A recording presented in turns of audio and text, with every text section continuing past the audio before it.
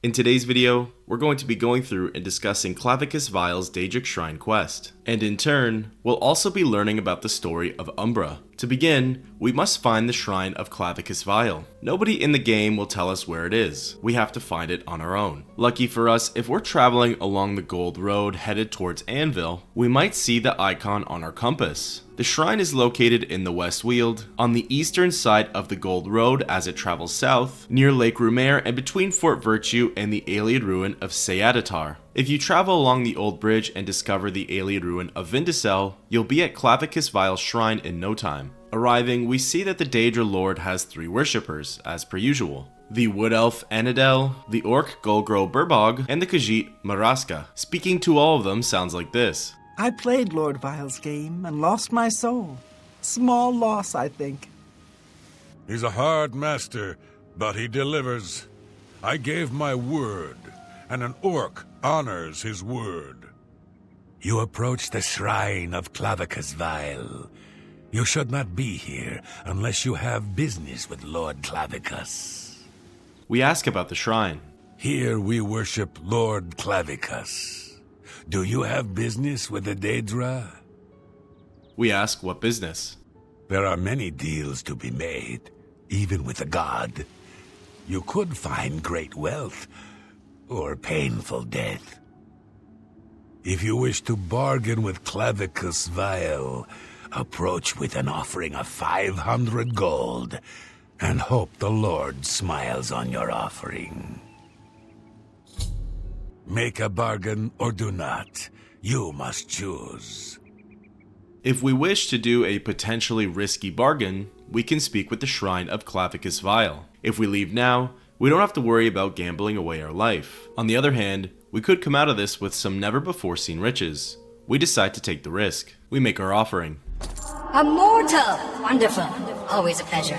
Perhaps you'll do service for me, mortal, and I'll reward you. A fair bargain, don't you think? You will retrieve for me a sword, a very special sword. It contains the soul of Umbra, a hero I have had dealings with in the past. Bring the sword to me, and I'll reward you with my mask. You'll not find a better bargain, mortal. Begin your search in Hell's Gate. We receive a quest update as well as a statuette of a dog was added to our inventory for some strange reason. Clavicus Vile said we should begin our look for Umbra in the settlement of Pell's Gate. Fortunately for us, we already have it discovered, and it's relatively close even if we didn't. We fast travel over. Hello! Hey, pay attention! In your pack, the dog. I swear, you heroes aren't particularly quick on the uptake. Good. Got your attention. I'm Barbas, the Hound of Clavicus Vile. What? Not that I've always been Hound, or always been called Barbas.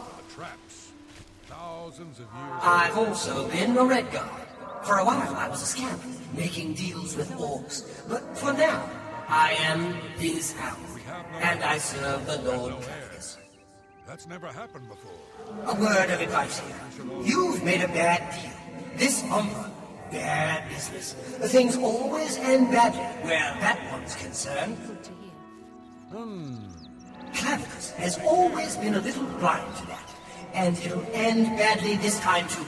So just leave things be. Walk away. It's your best bet, really. So, it turns out the statuette of a dog that was added to our inventory actually contains an entity. This entity doesn't think we should uphold our end of the bargain with Clavicus Vile. Before we come to any conclusions, we speak with the citizens of Pell's Gate. Welcome to Pell's Gate. What brings you around here? We ask about Pell's Gate. We are a small community. Mostly keep to ourselves. Can't say it isn't nice to see a new face around, though. We ask about Umbra. Umbra? You need to speak with Iroki the Wide. I've got nothing to say about Umbra. Clearly Umbra is a bit of a sore subject with the citizens of Pell's Gate. We try to speak with the other settlers, but they offer the same dialogue. So we find Iroki the Wide and speak with him. Welcome to Pell's Gate. What brings you around here? We ask him about Umbra. I know of Umbra, but you're a stranger to me, and I'm not talking. We cast Beguiling Touch on Orochi the Wide and grease him up a little bit with some septims, then try again. Something. Umbra. That's a name I haven't heard in a while. And it's not one you should be using around Pell's Gate either. Before I go on, let's clear something up. Are you here asking about the sword or the person? Which is it? We say we're asking about the person. Who is Umbra? I can tell you who Umbra used to be. Lenwyn. She's my apprentice, at least she was, until she found that sword. Never did say where it came from. She just showed up with it one day. Said it was called Umbra. But she was different. She'd always been fair with a sword, but she began looking for fights, became bloodthirsty, then started calling herself Umbra after the sword. Finally signed on with some mercenaries, but I heard that ended too. We haven't seen her in years. Now we ask to learn more about the sword. It's a powerful sword, no doubt about that. Jet black, got a wicked edge on it, and they say it can steal a man's soul. We ask where Umbra is now. Can't say for sure. Some say they've seen her nearby, near the Vindasal ruins. Might just be wishful thinking, though. If she's around, she hasn't come into Pell's Gate, nor should she. I fear that girl is long gone. If you seek her out, take care. She's a powerful one, or at least that sword is. I'd steer clear if I was you. We ask about Umbra one more time. I can't tell you any more than I already have. I'm sorry. Through Orochi the Wide, we got the scoop on Umbra, who previously was known as Lenwyn, as well as what the sword actually is. The sword has the ability to turn people into bloodthirsty killers, and according to Orochi, it's because it has the ability to steal a man's soul. We pop open our map and see that we've already discovered the alien ruins of Vindasal. Even if we hadn't, the ruins are not far off, so we could easily walk over. Vindasal only contains one zone. This zone consists of 7 nuisance animals as well as our target Umbra. Down here we'll also encounter 2 traps, one gas trap and one spike pit. Eventually we'll make it through all of the enemies and traps and end up in a central room. Here there's clearly a camp set up with food on a table, a bedroll, a chest, a campfire, and more importantly, Umbra herself. We approach Lenwyn and speak with her. You risk much by speaking to me. You should leave this place. Now. We ask about Umbra. Umbra is my blade. It is who I am. Who I was meant to be. For years I have fed my blade the souls of man and mer. Warriors and priests, kings and paupers, men, women, and children, all have bled for me. I have seen them all fall, and still Umbra hungers for more. We ask about Pell's Gate. Do not speak to me of that place. It was another lifetime. It was before I became what I am now. Perhaps they sent you to kill me. Are they worried I might come in the night and burn their village down around them? No matter. I am what I've become, and I know my fate. But what of you? What is it you seek? My death? My blade? I offer you a choice, more than I have offered most. Stay here and die, or leave now and live your life. Speak to me again when your mind is set. This is your out, friend. Leave it alone. How about we just march on back to the shrine and tell Clavicus the deal is off? Sure, he'll be a bit put off, but you won't be dead. At least, you probably won't. That's better odds than you're getting here.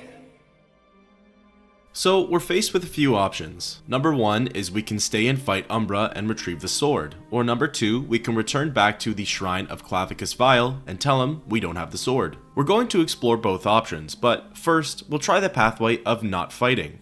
I assume you've made your choice. Umbra hungers. What shall it be? We tell her we'll leave in peace. A wise choice. I have spilled too much blood already, and though I hunger for more, spilling yours would not please me. Go now. Do not return. Good move, kid. Some things are better left alone. Let's get back to the shrine. I'll smooth things over with the big guy. I'm sure he'll understand. We leave the ruins of Vindasal and fast travel back to the shrine. Here, we speak with Clavicus Vile. You will break our bargain? You dare trifle with me? Take care, mortal. Clavicus Vile watches you now, and waits. So with that, that's one of multiple ways to end this quest. Oh well, been good knowing you, kid. Back to being his hound for me. As for you, good luck, I guess. I've met worse. Speaking with any of Clavicus's worshippers sounds like this. You have reneged on your bargain with Lord Clavicus. You are not welcome here. So, with this ending, it technically does complete the quest. We don't get any reward, but there are also no consequences. We do end up losing our 500 gold, but no matter what, that would happen in any of the outcomes. In this case, we just don't get anything in return. In theory, you could return back to Vindasal and defeat Umbra. This way, you can still get her sword, even her armor, but there would be no quest tied to it. Now, we're going to explore the pathway of challenging Umbra to combat. She's clad in ebony armor, and the Umbra sword itself is pretty powerful. We equip our best gear and speak with her. I assume you've made your choice. Umbra hungers. What shall it be? We say we fight. Come then, try your luck. Feel the bite of Umbra. Both us and Lenwyn unsheath our weapons, and the fight begins. Her health certainly isn't bad. We're using a fully charged gold brand, so we're able to deal quite a lot of damage, including our fire enchantment. When we time our blocks correctly, she doesn't deal that much damage to us. However, she did get a few good hits in, and even managed to send us flying back. The battle goes back and forth for a little bit. It's obvious we're going to win, given our gear and stats. However, if things were different, there's a chance that she could have bested us. Eventually, we deliver the killing blow, ending Lenwyn's life. We take a look and see if we could use her armor. However, it's not as good as our current set, so instead we just take the sword. We get a quest update, and Barbas begins speaking to us. I'm telling you, don't bring that sword back to Clavicus. It'll ruin him, I'm sure. I mean, not completely. He's still a Daedric prince and all that. Look, keep the sword if you want. That's your decision. But don't give it back to Clavicus. He doesn't know what's good for him sometimes. Again, Barbas keeps trying to convince us not to bring the sword to Clavicus, and there's good personal gain not to. By not giving the sword back to Clavicus, it remains in our inventory and actually has a weight of 0. We can go through the rest of the game using this overpowered sword and not feeling the effects of its overall weight. Otherwise, it weighs around 50 pounds and can really have a negative impact on our adventuring and plundering experiences. We see a bandit in the distance and decide to test out the sword for ourselves. Like originally stated, it has a weight of 0 and an overall damage rating of 29. As for its enchantment, it has soul capture for up to 120 seconds on strike. It's certainly not a bad blade to use. It deals quite a lot of damage, and it's a long sword, so its reach and attack speed certainly aren't bad. The issue, again, is that it is a 50-pound sword, so if your character isn't very proficient in strength, it will take up a lot of inventory space, which is why maybe not handing in the blade could be your best bet. On the other hand, we do have a few options when we return back to Clavicus Vile. One of them is to hand the sword over, and the other is to keep it for ourselves. We begin by exploring the pathway of keeping Umbra. You've brought the sword! Now give it to me, as we agreed. Umbra and I have unfinished business. We refuse to hand the sword over. You would dare? We had a bargain, little hero. You would risk my wrath for a pitiful little sword? I will be watching you, mortal, and waiting. We get a notification that we completed the quest, and this is the second outcome of the Clavicus Vile Daedric Shrine. Oh well, been good knowing you, kid. Back to being his hound for me. As for you, good luck, I guess. I've met worse. Barbas gives us the same farewell speech, and the worshippers of Clavicus Vile have the same dialogue towards us as the previous outcome. Looking into our inventory, we still possess the Daedric Sword of Umbra. However, now it has a weight of 45 pounds as opposed to 0. In my opinion, this is tied for the worst of the 4 or so outcomes for this quest. It seems that the only positives are that now you can sell the sword, or you could remove it from your inventory. If you don't care about being a completionist with all of the quests, it's at this point I would advise to probably just stay away from the shrine, as having a very powerful sword like Umbra that also has soul capturing abilities with a weight of 0 will be far more useful in the future than one you can sell for gold. Now, let's have a little chat about Umbra. Even though this sword is obtained through a Daedric quest, it cannot be used in the main questline's Blood of the Daedra. Umbra's appearance is unique in that it's a jet black sword, and it's designed unlike any other that we see in the game. Its enchantment of Soul Trap for 120 seconds can be used for up to 125 strikes. If your character needed a quick payout, you could sell the sword for 5,508 gold. Umbra even has its own passage in Tamrielic lore written by Yagram Bagarn. The passage reads, "The Umbra sword was enchanted by the ancient witch Nainra Ware, and its sole purpose was the entrapment of souls. Used in conjunction with a soul gem, the sword allows the wielder the opportunity to imprison an enemy's soul in the gem. Nainra was executed for her evil creation, but not before she was able to hide the sword. The Umbra sword is very choosy when it comes to owners, and therefore remains hidden until a worthy one is found." We'll get more into the specific lores of Umbra in just a bit, but first, let's explore the last pathway for this quest, handing over the sword. You've brought the sword!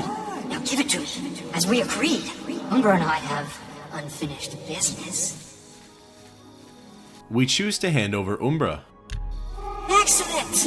A pitiful sword with a pitiful soul in exchange for a mask fit for a god.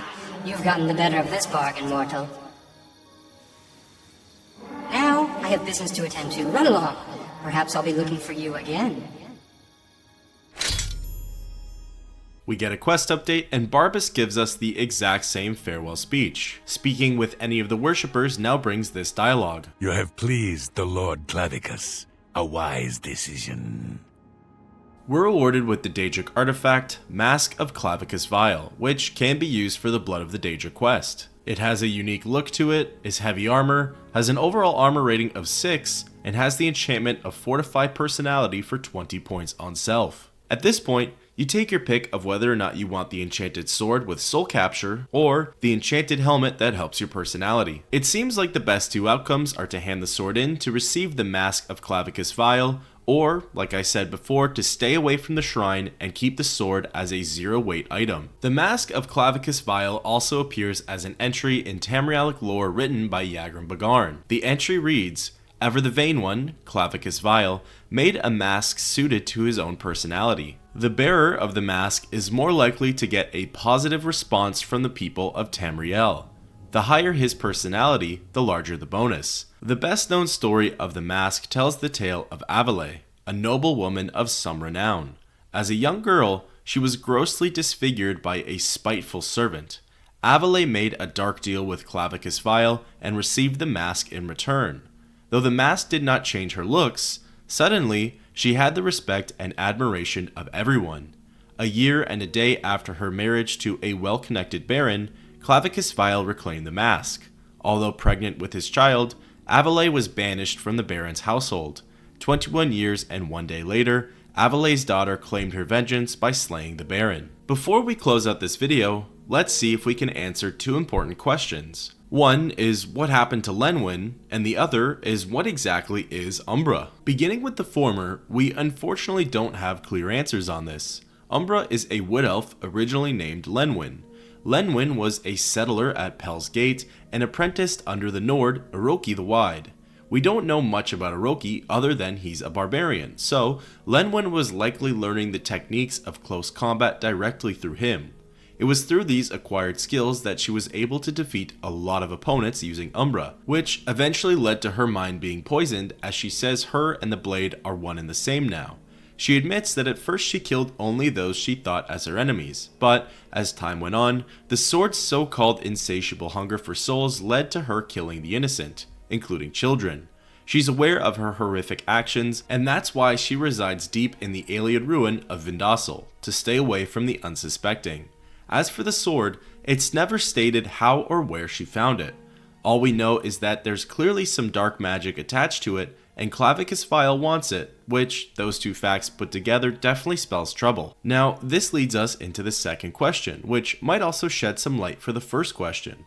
What exactly is Umbra? In Tamrielic lore, we heard about Naenra Ware coming to a deal with Clavicus Vile, which resulted in the creation of the sword. What's left out is the sword was supposed to be used as a tool to send souls to Clavicus Vile directly, not to ensnare them in soul gems. The sword itself was too powerful and in turn became unstable.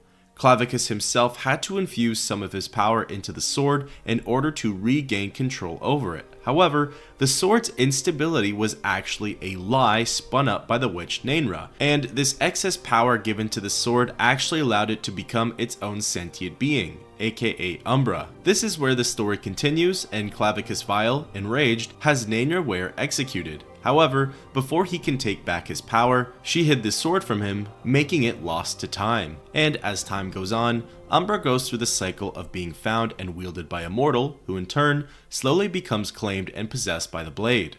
The mortal feeds Umbra's hunger for souls until eventually they're killed and the blade passes on into obscurity until a new owner finds and claims it for themselves. The sword came into the possession of the Nerevarine during the events of Morrowind when an orc warrior asked to be bested in combat, as no one else could defeat him. During the events of the Fourth Era, the sword was delivered back to Clavicus Vile's realm of the Fields of Regret. Here, Umbra actually took the form of a being.